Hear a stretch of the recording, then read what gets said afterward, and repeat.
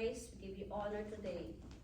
And continue to manifest in our lives and in this church, Lord God, in this place. Continue, Father God, to work, Father God, in us, Lord God. We know, Father God, that you are not yet done, when you're just starting, Panginoon. Thank you, Lord God. We give you praise, we give you honor. In your presence, Lord God, in your mighty presence in our midst. Thank you, Lord God. Thank you, Jesus, for answering our prayers. Thank you, Lord Jesus, that you are here today.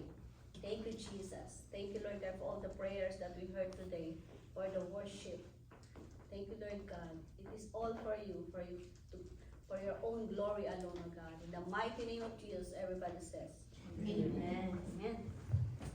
Ay, wala pa na akong Amen.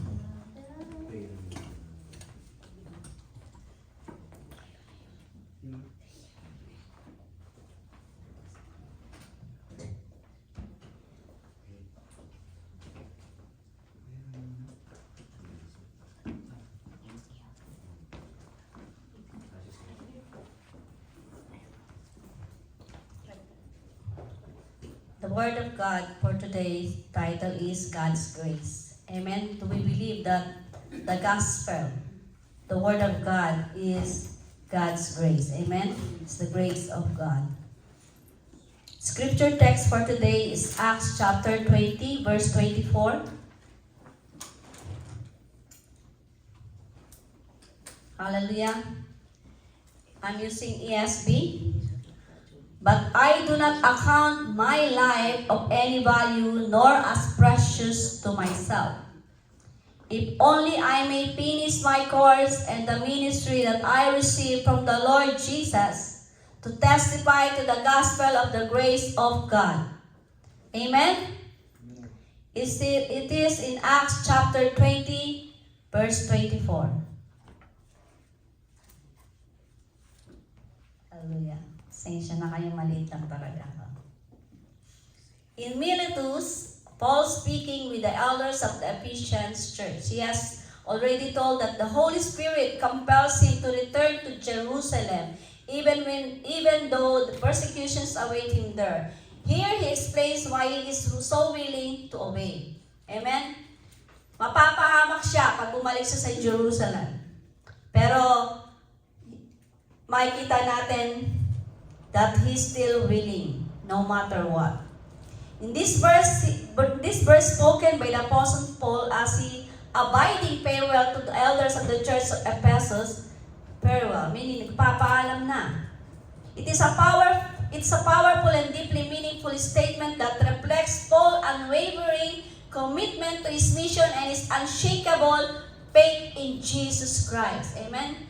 Commitment, unwavering commitment to his mission and unshakable faith in Jesus Christ. Do we have this kind of commitment and unshakable faith in Jesus Christ? Hallelujah. Must be. Apostle Paul was commissioned by Jesus to proclaim the good news or the good news of God's grace. Amen? Gospel means good news. Amen. That's yun po ang meaning ng gospel. Grace in Greek word charis or charis means blessings, goodwill, loving kindness, and merited favor. Paul was given the ministry to proclaim, hallelujah, the good news to everyone, not only to Ephesians or to Corinthians people, but to everyone. Because Jesus Christ died for all, and the Bible itself is for everyone.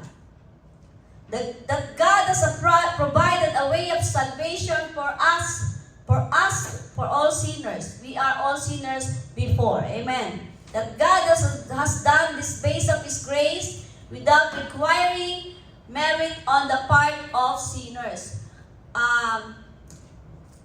Kung makikita lang po natin sa buhay ni Pablo that his unwavering commitment sa Lord, whatever happens, what matters, whatever prisons man yan, whatever's waiting for him, doesn't matter. Hallelujah. Kaya, sabi ko nga, kaya nakakahiya naman sa iyo, Panginoon, kung di kami namin gagamitin to. That's why I'm so in love with the Apostle Paul letters, because it encouraged me, and it encouraged to everyone also. Are we sure that we heard and obeyed the gospel of Christ as proclaimed by Christ and His apostle? Are we sure? And in Galatians 1, chapter 1, verse 8 to 9, it says the popularity proclaimed by many today. Nalilimutan na yung gospel, the true meaning of having this gospel. Dapat worth dying. Hallelujah. Because Jesus Christ died for, He gave His life, and He gave us this word, His word. We are here to help other people to know how good and great and gracious and glorious God is. Naniniwala po ba tayo na ang Panginoon ay gracious? Every time na nagkakamali tayo, nagkakasala tayo, nanghihina tayo, God is always there to forgive us. He is always there to forgive us, to forget our sin, and to understand us. Hallelujah. Paul had been traveling all around the Gentile cities preaching the gospel message. Like what we are doing, we are spreading the gospel even in our worship. The words in the songs, while we are singing, is not only worshiping the Lord, but if somebody heard this word, it is worshiping, and it is also the word of God. That's why we have to choose every song that can glorify God, because through songs we can also encourage other people. Amen? Because if we worship here from the heart, from our heart, deep worship, that we know what we are singing, that we know what we are doing, we can encourage other people. Why? Because the Holy Spirit is there to convict the people, every people that hear the song, because every word that we sing is worth dying, because it's also from the Lord. Amen? Amen. He now feels led to go back to Jerusalem. He was found out there by the Jews and also would not know what would happen where he goes there. But still, he will go. He does not know that everywhere he went, he had faced persecution and prison a lot. He knows that. And he knows that his whole goal in life is to do what Jesus wants him to do, to preach the gospel. What if somebody came in the church and stopped us to worship the Lord? What we'll do? Pray. Keep worshiping. If we are worshiping here and somebody stopping us, okay, wait, we have to do our worship because we are here for the King. It happens in some churches that there's somebody's trying to, goes inside the church not to attend the service, but to kill people or to discourage the people inside the church. But still, there is a powerful God that can control everything, that can stop them in the name of Jesus Christ. Paul was not sharing lofty words. This was his secret weapon. Amen? It disarmed both sin and Satan. It took the sting out of ridicule and rejection. The word of God can kill Satan. If we, the people, the believers, will do the same, will do whatever it is written in the Bible. Hallelujah. Paul, you know that he also suffered or experienced hunger, disease, sickness, and poisonous snake were not threat to him. Amen? Ang tapang niya. Affliction, persecution, and threats or physical harm did not alarm him. Ang tapang talaga niya. There's a lot of times that we are fighting for our Sundays. Amen? It's not just because we want to, but we have to do it because we love God. We have to sacrifice our works, or we have to sacrifice our sometimes if we do something like it's very important. There's nothing important than the Word of God, than the Sunday service. Because the Bible itself command that Sunday is a mass for him only. Why? Why Paul is so brave and so courageous that even though prisons, the persecutions awaiting for him to go to that place, because he know that God is his protector, because his secret weapon nailed Pierre to cross for. He does to do the will of God. Amen. May nakita ko lang to, is not from my own, but when I heard this, that Paul expressed his determination. Paul's determination was expressed in these words: none of these things move me despite the uncertainty of present circumstances, of the shadow of suffering, of the horizon. Paul refused to be moved, rooted deeply in Jesus Christ. If we are rooted in the Word of God, nobody can stop us. Even our trials, even our sickness. No one can stop us. Amen? Even when we are in pain. Sino ba may pag-iiwalay ba ito sa atin sa Diyos? Kahirapan ba? Kasakitan ba? Problema po ba? Wala po. There's nothing that can take us from our faith to our Lord Jesus Christ. That's also the determination that Apostle Paul had. So, we have to take this kind of determination to live, to move on, to a new life, even though we have problems, we have financial problems or brokenness, that we have sickness, whatever kinds of circumstances that we are facing. We have to ask the Lord, Holy Spirit, take these things. Take control. Even in our anger, Lord, take control.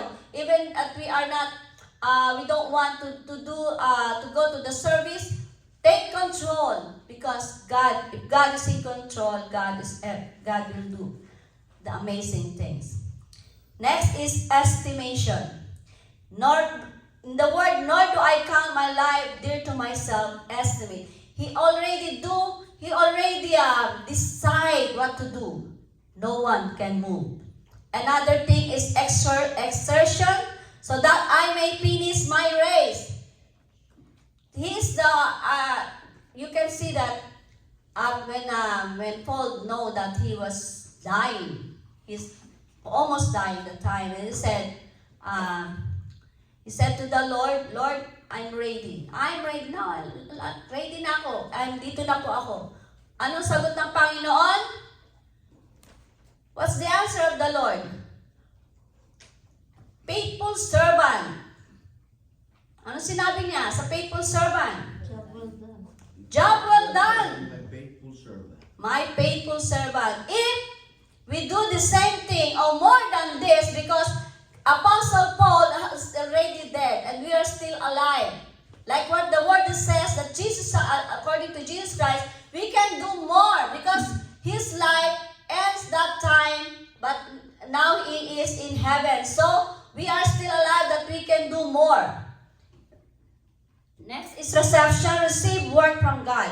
If we receive the word from God, the way Paul received it, consider the word that had received from the gospel is worth dying. What are we doing here is worth dying. Maybe we can relax every Sunday because most of you are working from Monday to Saturday.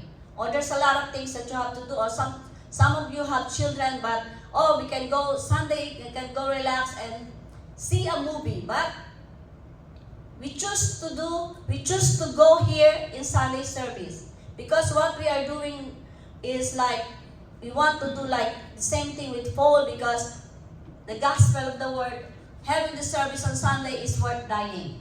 Mamatay ka man, worth dying ka. Worth dying yan. Because when you sacrifice, when you eat your own self, like I'm so amazed because I used the verse, because I didn't give the verse to pass to Deacon Marnell, but he used the mark that we have to deny ourselves. Actually, I use it here. We didn't talk to each other, but the word of but the Holy Spirit is there to give that verse to Deacon Marnel. Amen? Because, and the songs that we can, every songs, like one desire. This is the desire of us, and how to worship the Lord is everything. From the time that he heard the voice of God calling his name, the time he called Jesus Lord, it is a Paul Apostle. I'm talking about Paul, yes. Then he was trained and ready the time that he considered himself died in his mind, in his heart and soul, and because whatever he's doing that time is worth dying. What we are doing this time, we have to take it as worth dying. Amen? The gospel of the grace of God as taught in the New Testament can be summarized under 3 things, headings, beginning with, hallelujah, the need for grace. The Bible describes our spiritual condition. Amen? The Bible describes our spiritual condition. Everyone is a sinner according to Romans 3:23. For all have sinned and fall short for the glory of God. Everyone. Sino dito ang di makasalanan? Taas ang kamay.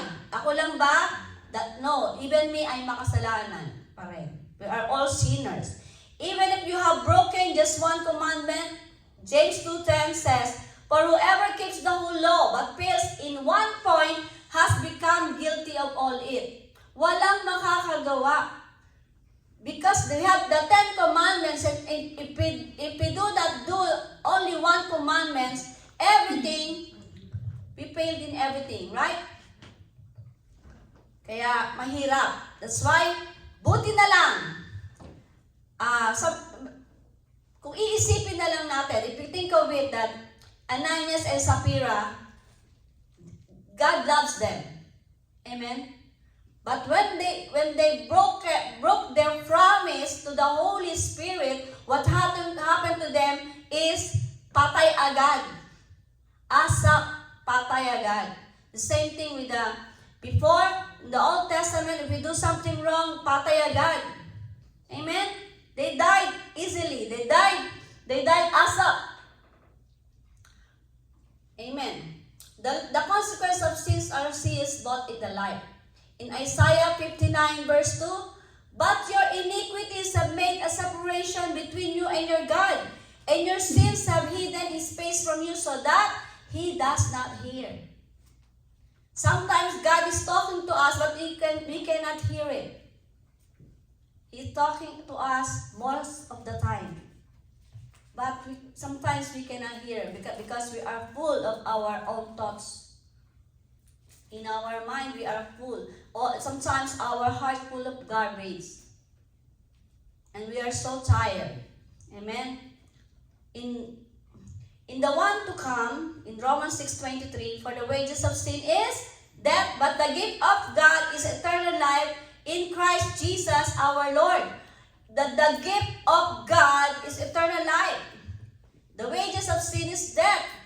Before Sodom and Gomorrah, did God love Sodom and the people in Sodom and Gomorrah? Yes. The last thing that he do, he wants to kill all the people there.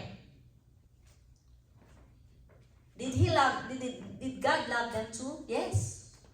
But because they're too much, their sin is too much. No forgiveness, that the Lord doesn't want to forgive them because they always do it the same thing again and again. Revelation 21 verse 8, but as for the cowardly, the faithless, the detestable, as for murderers, the sexually immoral, sorcerers, idolaters, and all liars, their portion will be in the lake that burns with fire and sulfur, which is the second death. That's why people, if we have life today and example, I will die today, it's not the end of my life. There's another, after I will die, there's a life after this. If I can go to heaven or if I can go to hell. It is my Lord that can decide. It is our Lord Jesus that can decide wherever we go. But as long as we live here, we have to do something. We have to work work it out that we have to live a life that is pleasing to God. The Word of God is like what last Sunday, it's double-edged sword. Matalas siya. Pag pumasok sa puso natin, aray, masasaktan tayo. That's why we have to obey the Lord Jesus Christ so di tayo masaktan. Kung masaktan ka man, take it. Take it. Letter A, even morally good people need to be saved. Sometimes people like, oh, I'm a righteous person. I'm doing this, I'm helping a lot of people, I'm helping homeless people, I'm giving a lot of money to the church. That's not the rule of salvation. Consider the example of Cornelius in Acts chapter 2. Acts chapter 10 verse 2. A devout man who feared God with all his household gave alms generously to the people and prayed continually to God. He is devoted to God. But it's not the all what he's doing is not the reason for him to be saved. There's a deep meaning of salvation that he needs to be accept. He needs to believe to God. He needs to repent. He needs to ask forgiveness and believe that Jesus Christ is the only Son. Amen? Believe that Jesus Christ died on the cross for all and lived for all. And yet he was told to send to Peter. Why Cornelius has to send to Peter? He is always in his mind, I'm doing everything. I'm righteous. But it's not the reason. That is not the process of salvation. In Acts 11:14, he will declare to you a message by which you will be saved, you and your household. But because of that, and he was devoted, and he was willing to accept the process, to accept Jesus Christ as his own personal Savior, the promise of God in Acts 11 is not only for him that will be saved, also the household, the whole family. Amen? Glory to God. Being good, being religious person cannot save you, cannot save me. I'm so religious then, but it doesn't help. I'm not saved because I am religious. Religious is not the right way for salvation. Amen? In fact, most example of conversation of salvation described in books of Acts. We can see in the book of Acts that the people already, you can see in the books of Acts that most people there is so religious, but they need to be saved. They need to know how to be saved. Amen? You can see it in Acts 2:36 to 41. Just take note if you want. And that's in chapter 8, 26 of Acts, to 38, 16 of Acts, and 13 to 16. Nilagay ko na lang po kasi mahaba po yung mga verses. Next, the fact is a sinner, we cannot accomplish the removal of our guilt in our own. We cannot take it. Hindi natin kaya yun. We don't have that kind of power to remove our guilt. We have to express it by mouth, confess it by mouth, that I am a sinner, Lord, please forgive me. We have to repent, we have to confess our sin, and ask for forgiveness. Amen? That's the right way of salvation. Because because of this, because in God, we have this kind of grace from the Lord. Without the grace of God, we cannot be saved. Nobody can accept us. Only Jesus Christ, because God is gracious, He accepts us again. We are separated from Him.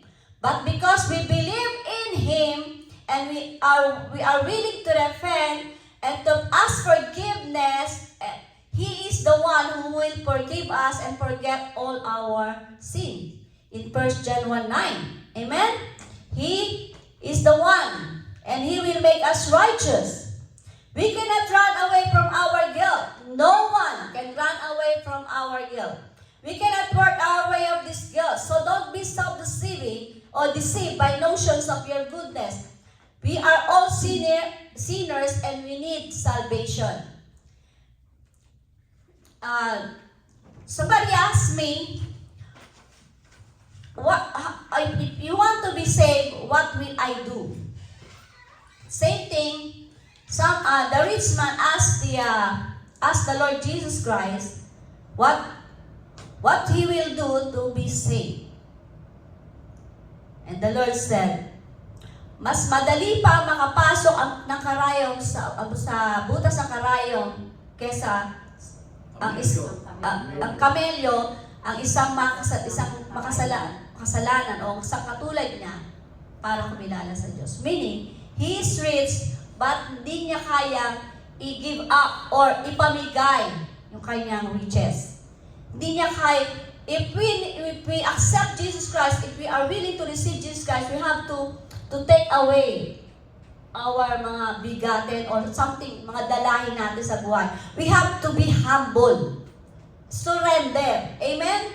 The gospel of Jesus Christ is good news about unmerited favor because it talks about the provision for grace. Amen? This grace kanina, the need for grace. Now we have number 2 is provision for grace. Out of love, God has provided His Son. Amen? Is it true? He died on the cross. Who died for you? Jesus Christ. Pwede ko sabihin naman, patay na yung mga magulang ko. My parents died for me. No. Even my parents, Jesus Christ died for my parents too. Amen? And I'm glad, before they died, they knew Christ. Amen? Because it's very important. If we have right now, you can see in your heart. You cannot see your heart, but you can feel your heart, and you know in your heart what is within. Amen? Amen? In John 3:16, He sent Jesus to die that we might have eternal life. Is that true? Amen? In 1 John 4:9, in this love, God made manifest among us that God sent His only Son to this world so that we might live through Him. Amen. In 1 John 4:10, in this is love, not that we have loved God, but that He loves us and sent His Son to be propitiation of our sin. Propitiation for our sin. A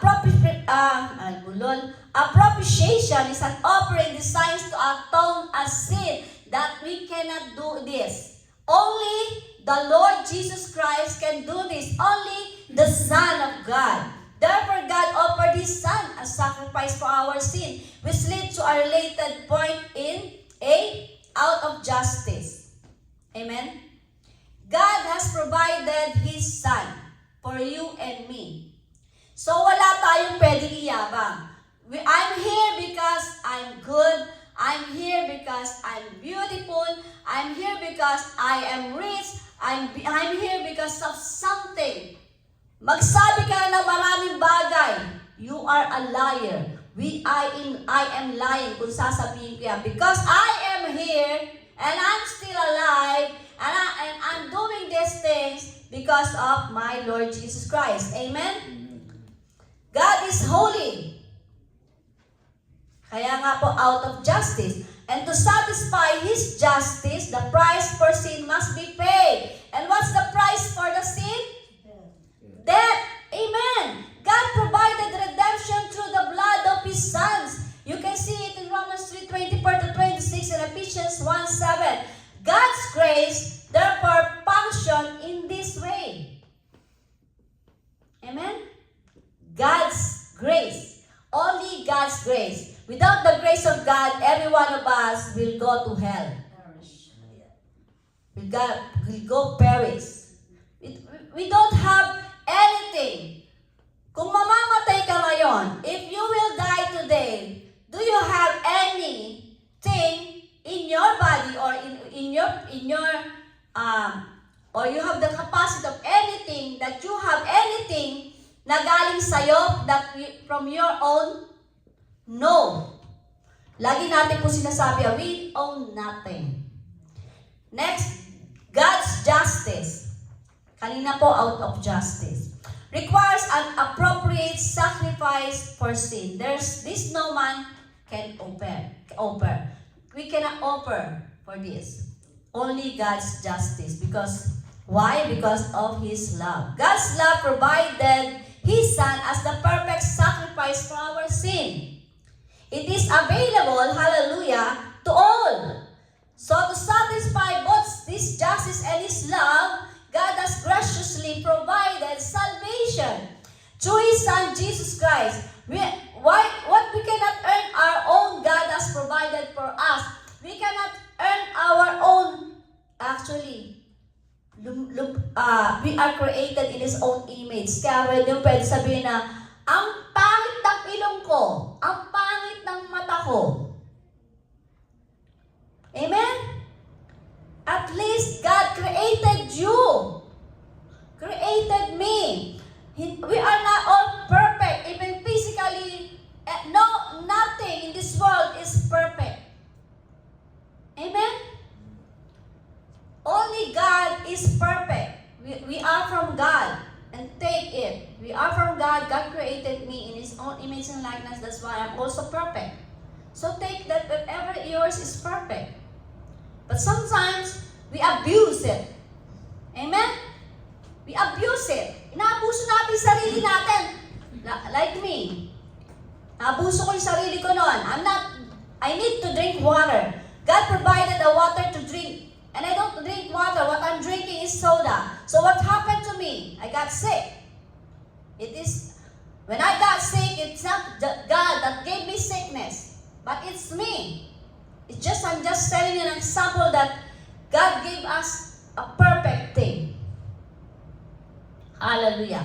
In John 1:29, the next day, saw Jesus coming toward him and said, Behold, the Lamb of God takes away the sins of the world.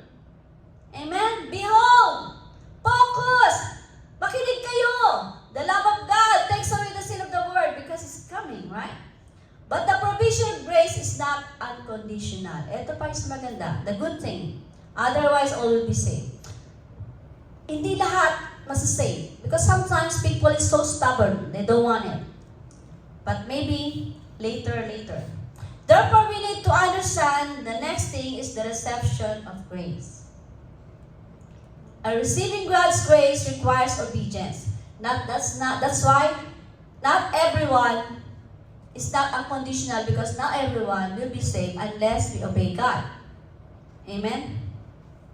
In Hebrews chapter 5, verse 9, and being made perfect, He became the source of eternal salvation to all who obey Him. Why we have to obey God? Because we must. Because God, He created us. Whatever things we have is from Him. Do we have our own strength, our own mind, you can build, pero ngayon, uso ng tawag doon, yung binagaya yung tao. Parang robot. Cloning. Huh? Even though there's a master of this, whatever it is, walang makakatulad sa power ng Lord. There's only God can create man in His own image and likeness, a perfect one. Amen? With everything. Can you imagine what is pag sinabi, what is what's the internal or external? What's in internal? Bituka, puso, heart, atay, liver, whatever, lungs. Without the lungs, we can't live. We will die. Without the heart, we can live. We will die. Pag may veins lang na nag-cut, patay. Amen? May buntong nabali. We have the broken bones. Patay. Ano mangyayari? Di ka mamamatay o invalid. You become paralyzed. Or something like, may stroke ka lang. One vein lang, nagbara. Stroke ka, either may stroke ka o heart attack ka. Amen? Ang ganda ng ngiti ng iba dyan. Hallelujah. That's why we have to obey God. Freedom from sin comes on when one is willing to obey Him from the heart. It's from Romans 6:17-18. Such obedience involved, yes. And being made perfect, he became the source of eternal salvation to all who obey him. That's why not all accepting Jesus Christ as our own personal Savior is saved. Maybe they just accept this just in words, but not by heart. That's why when we can see some, they're Christian, but why are they like that? Instead, pray for their people, pray for these people that their salvation will be true. They will obey God. What will we obey? The commandments of God. We don't know the will of God. What else? Whatever God's command. If God commands us to read the Bible, read the Bible. Number 1, believing is trusting in Jesus as the Son of God who died for your sins in John 3:16. Believing that God will give us eternal life if we receive Him and accept Him as our own personal Savior. Things again, repenting of our sin. Because of godly sorrow, resolving to longer live for sin, but to live for God. If we repent, we will forget everything what we've done, and God will forget. He's the one who will forget it and forgive us. Forgive us and forget it. And as we are repenting for our sin, we have to do it. Kailangan, umikot ng buo. Talagang baliktara, hindi baliktara, baga binago ka niya, pabago ka na. Wala nang balik-balik. But sometimes we have weaknesses. Yes. But God is an understanding God. Amen? Next, confessing your faith in Jesus before others. Hallelujah. In Romans 10:9 and to 10, and then in Matthew 10:32-33. Being buried with Christ in baptism. Not only baptism in water, baptism for the remission of your sins. Amen? In Mark chapter 16, 15-16, we can actually mababasa po natin yan mamaya. Hallelujah. When we are baptized in water, dun sa water na yon, andun na lahat. Publicly, we are declaring that we have to die to our sin and Jesus will be the one to live in us. And then, from baptism, we have to remain faithful. Please note carefully, such obedience does not earn or merit one's salvation. Especially this is true regarding baptism. Kailangan pag nalubog tayo sa tubig o sa baptism, it's not only that we are nilubog tayo sa tubig. It's a publicly confessions, declaring that we are sin-free, declaring that we love Jesus and we believe in Him, that we want to live in Him and obey Him. Amen? Baptism is a washing of regeneration that involves God's mercy and grace, according to Titus 3:4-7. Baptism unites one with Christ in His burial and resurrection to new life in Romans 6:3-8. Amen? Baptism is how we put on Christ through faith. We are not doing this not because we want to. We're doing this because through faith, because we cannot do it without faith. Because we cannot believe in God, in everything, it's all about God if we don't have faith. So we need faith. Amen? Baptism is God's working on you because of your faith in Christ. Again, it's faith. Baptism saves us an appeal for salvation. In 1 Peter 3:21. In the books of Acts, can we open our Bible in 1 Peter 3:21?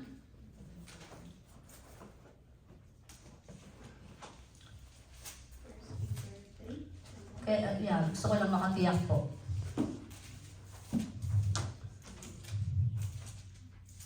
First Peter 3:21.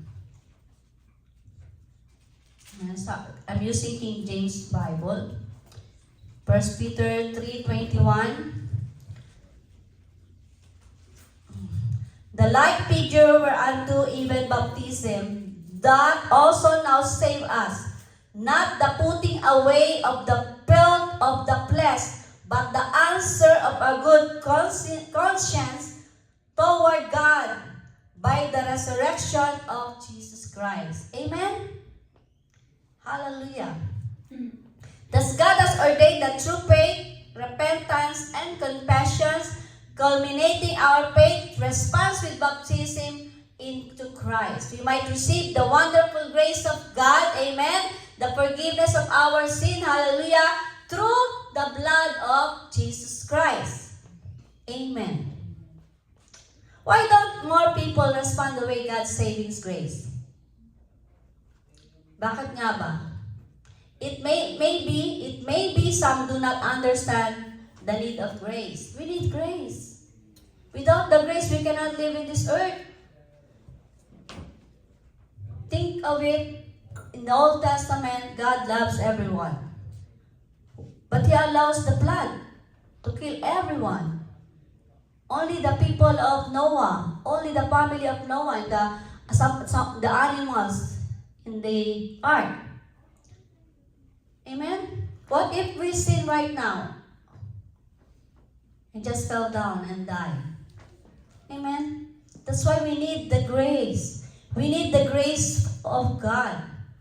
Consider themselves good, moral people, ayaw na nila ng grace because they consider themselves righteous. No, there's no one righteous without the faith, without believing in Jesus Christ, without the works of the Holy Ghost, without the Bible, without the Word of God. We cannot do nothing. We cannot do nothing. Only from the Word of God that can change our life. Amen? Consider themselves good or moral people.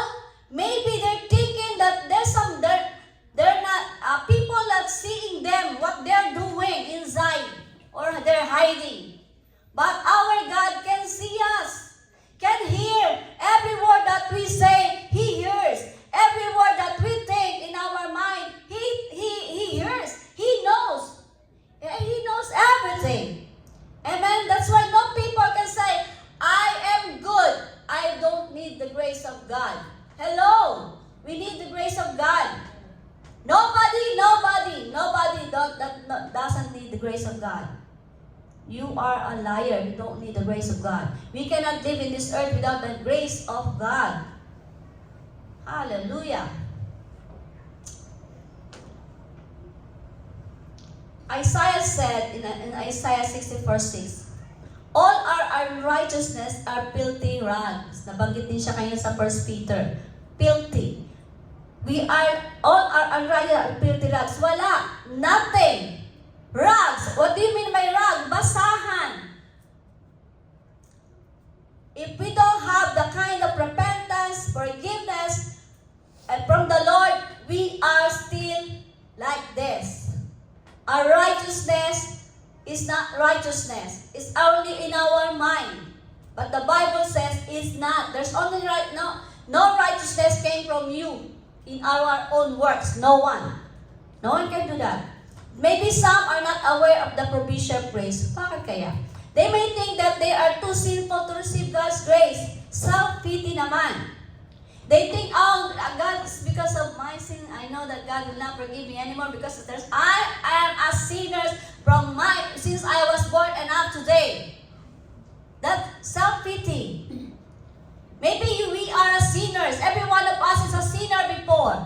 But if we receive Christ as our own personal Savior and we repent and we ask for forgiveness from the Lord, God will forgive us. And it says in James 1:9, He forgive us and forget all our unrighteousness. Amen? Glory to God. Yet God desires all to be saved in 2 Peter 3:9.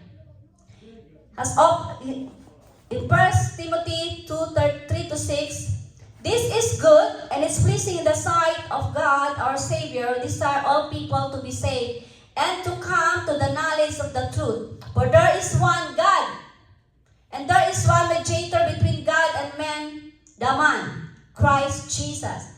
Verse 6, who gave himself as a ransom for all, which is the testimony given on the proper time. It may be that some been taught the proper acceptation of grace. Amen? You see the 1 Timothy chapter 2, verse 3 and to 6. Pleasing sight of God, not pleasing to the sight of people. Many today are told to say sinners in prayers. Or sometimes we forgot, or sometimes they forgot, or sometimes they don't want it. So simple. Just, Lord, sorry for all my sin, Lord God. You seek my heart today, oh God. Search my heart today, Lord Jesus, and I want you, Lord God, and I want to surrender everything unto thee. It's so easy. But the good thing must be from the heart. It's not only confession what you want to say. It's so easy to pray. It's so easy to say the word. But it will come out in our lives. Amen? But they are not told what Jesus and his apostle commanded people to do receive God's saving grace. We need to listen to Christ and his apostle, not modern preachers. There's a lot of modern preachers today that doesn't preach or teach about sinning, about repentance, about we need repentance, that we need forgiveness. There's a lot of modern preachers today doesn't want to preach that. Why? They need people. But God needs our heart. Amen. In Mark 16, 15 to 16, and he said to them, go into the world and proclaim the gospel to the creation, to the whole creation. Whoever believes and is baptized will be saved, but whoever does not believe will be condemned. Amen. Paul said, neither count I my life dear unto myself. This statement signifies false selflessness. There is, right? Selflessness and willingness to sacrifice his own desire and comfort for the sake of ministry. Even you are in pain, or you are in trouble, or you are in problem, but still you will forget yourself like what Apostle did. He forgot himself and do the will of God, do his task. That's why we need, even though we are hurting, we have problems, we have needs, we are broken, we don't have reason. I see, in Facebook, I see a man with no hands, worship using just, I don't know what, just a piece of flesh touching the organ, and he's worshiping. Amen? And we have these hands, we have everything, we are complete. There's no reason why we cannot worship, why we cannot do things, right? He understood the following: Jesus Christ often requires denying oneself and putting the needs of others above one's own. He understood that following Jesus Christ often requires denying oneself and putting the needs of others above one's own. Amen? Ito po yung binasa kayo ni, yan yung kaninang yan. We have to deny ourselves. This attitude reflects the teaching of Jesus in Luke 9:23. Whoever wants to be my disciple must deny themselves and take up their cross daily and follow me. Amen? It's so hard. But we need the Word of God. We need the grace of God. We need the work of the Holy Spirit to do it. In Matthew 16:24-26, then Jesus told his disciple, if anyone would come after me, let him deny himself and take up his cross and follow me. 25, for whoever would save his life will lose it. Ito pa yung binasa kanina ni Deacon Marnell. But whoever loses his life for my sake will find it. For verse 26, for what will it profit a man if he gains the whole world, and you have everything, and forfeit his soul, or what shall a man give in return for his soul? Kaya ba natin bayaran ng Panginoon? Kaya ba nating suklian ang mga bagay na ginagawa ng Diyos? Can we pay all the gifts from God? Amen? Nothing. That's why we have to obey the Lord. We have to deny ourselves. We have to live according to His will. Actually, why paulit-ulit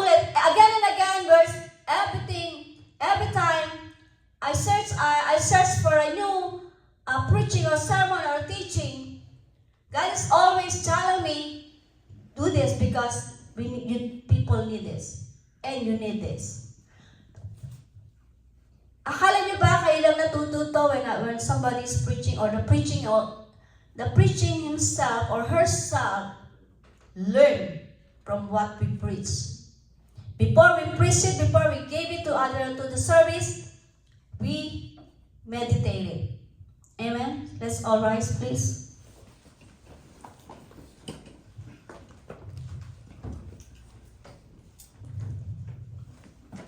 Amen.